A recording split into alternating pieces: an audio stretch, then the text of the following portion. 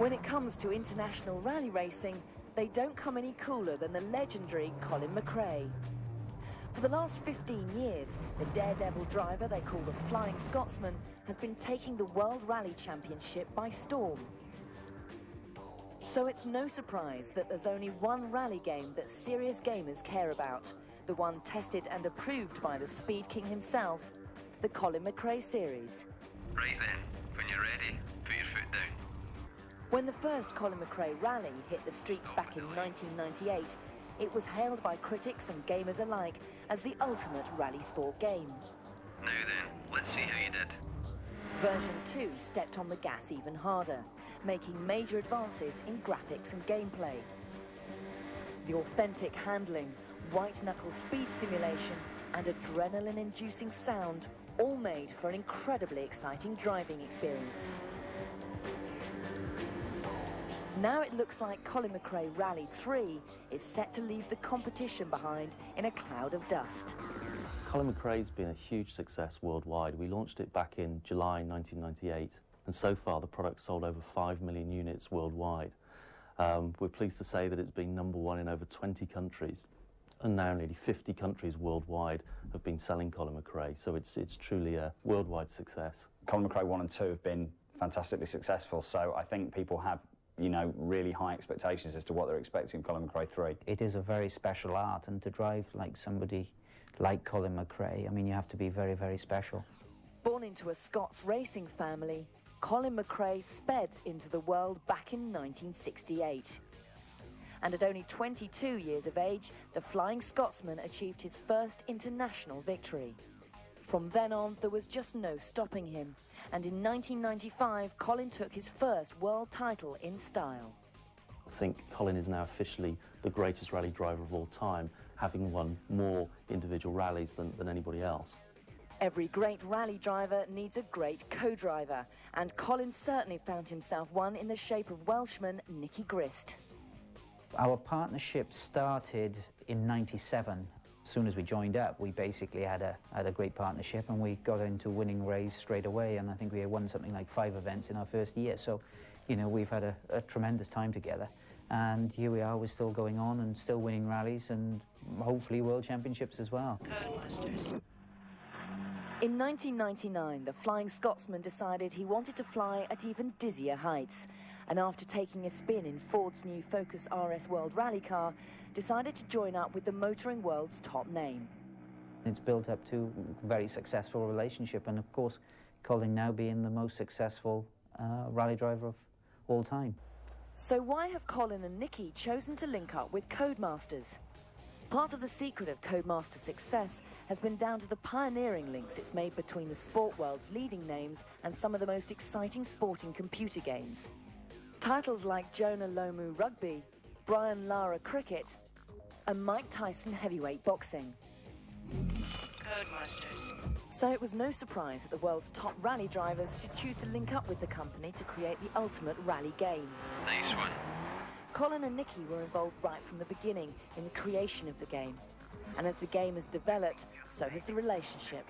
Colin McRae and Nicky Grist particularly take a keen interest in the game, and we're delighted that they have approval because they're going to add things into it that we perhaps haven't seen. I mean, I've sort of, you know, worked with Colin and Nicky, you know, at some level for over 5 years, so, you know, you get to know them pretty well over that period of time. We've got the experience of the World Championship, and it's that experience that we've brought over to the team, just giving them some idea of the lie of the land, a few of the characteristic things for each event, the state of the road surfaces, the snow, the ice.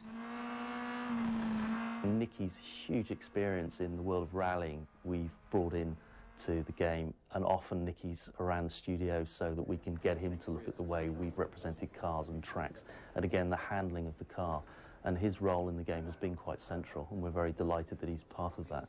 Nicky's been helping us specifically with the co-driver messages. He's actually writing pace notes for all of the stages in the game.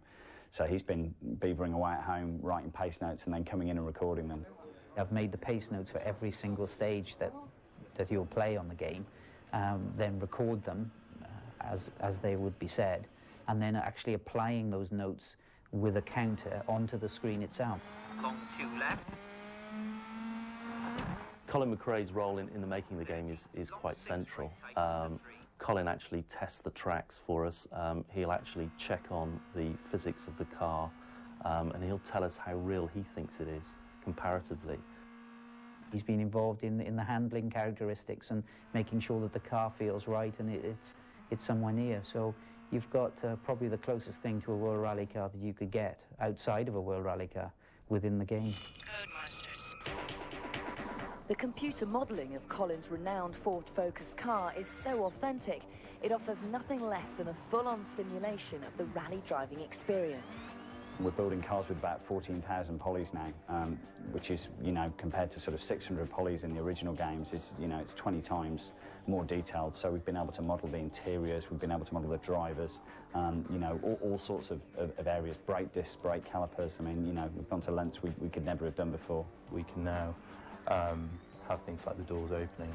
You can break away any of the panels and see the damage, not just the damage, but also the other panels underneath. We're trying to create a whole environment where the game flows a lot better.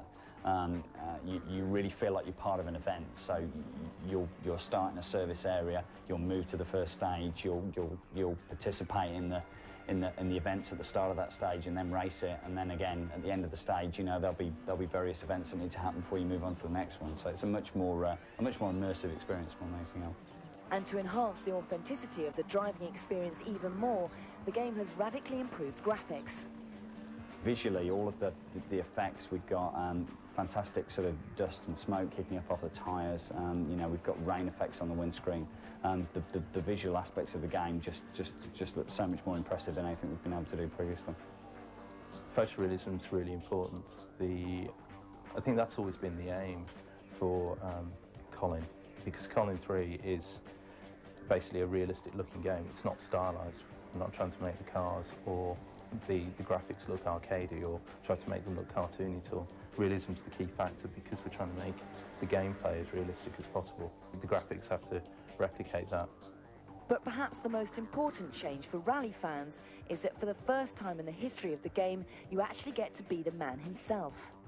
The big gameplay feature, I guess, of this game is that for the first time you're actually going to drive as Colin McRae. You're going to compete in the game as him. Nicky Grista's your co-driver, part of the Ford Rally team, competing, you know, throughout the championships. Actually being able to take on the mantle of Colin, very few games do that. You're normally just a third person playing, driving, playing football, whatever. But to actually be Colin and sort of mimic his season and his lifestyle and the way he drives, I think is quite unique. And I think, as a games player, I think that's fascinating. Both Colin and co-driver Nicky are fully animated and react to every movement of the car. They sway when you take the corners, pitch forward when you brake, and Nicky will grab hold of the roll cage to steady himself when you crash. And as you take control of McRae, you can see him operating the car's controls. Until we actually can strap somebody into a simulator, you don't get the true G-forces, which obviously gives you a fair idea of the movement and what have you. But I have to say that there are certain situations, especially when you're flying over jumps, for instance, that's something that I spoke to Guy about, to get the right feeling so you feel your sort of stomach coming up into your throat. I mean, you basically do get a lot of that in the game. And I have to say that we are moving forward. We've made great steps with this game, and it's far, far closer to the real thing. Codemasters. Colin McRae Rally 3 gives you the chance to race around the world. Keeping it real as ever, the Codemasters team travelled the globe to capture the flavour of the international courses. We've got 8 countries in this game. We've sent people, track designers and artists out to each of the countries, basically with camcorders and with digital cameras to just absorb the country and take as much footage as they possibly can. So they've come back with reams of film and thousands of photos that we then use to really try and build the objects and textures from. What we've had to do to get that photorealism across is fly to all the different countries, photograph them, do research trips, which people think are quite glamorous, but actually they're not. They are quite painful. Photographing trees day in, day out is quite laborious. Ever wondered why it seems to take an age for that long-awaited game to make its way to your console?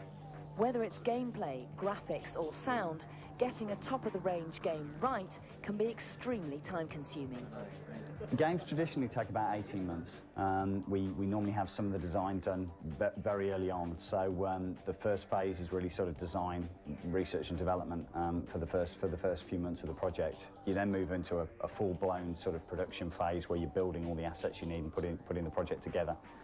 And then finally, obviously, into the latter phases where it's sort of Q&A and getting the product ready to ship. We have to spend a lot of time, we have to spend a lot of effort to make sure that we can get those licenses, and then importantly, we have to make sure we recreate them accurately in the game, because at the end of the day, we're taking their brands like a Ford Focus, which they've spent millions and millions of pounds on developing. It's up to us to recreate that as accurately as we can in the game, and that's what we do at Codemasters. Colin McRae Rally, the brand, defined what rallying was all about in video games, the true grit and the true hardship and the damage and the smell of petrol in rallying.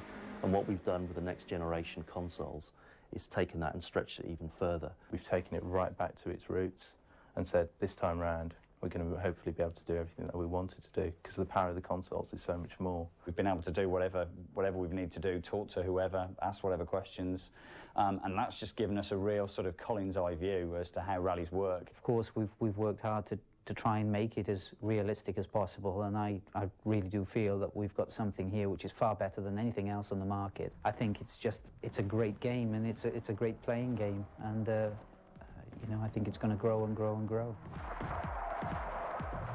So that's the end of the third chapter in the story of Colin McRae Rally.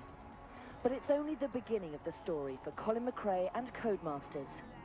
As gaming technology continues to advance and the profile of international rally racing keeps growing, gamers and rally fans alike have good reason to be excited about what lies ahead. Adrenaline, yeah, you get a lot of adrenaline, especially with Colin McRae as your driver. Colin McRae Rally 3. It's what lies ahead.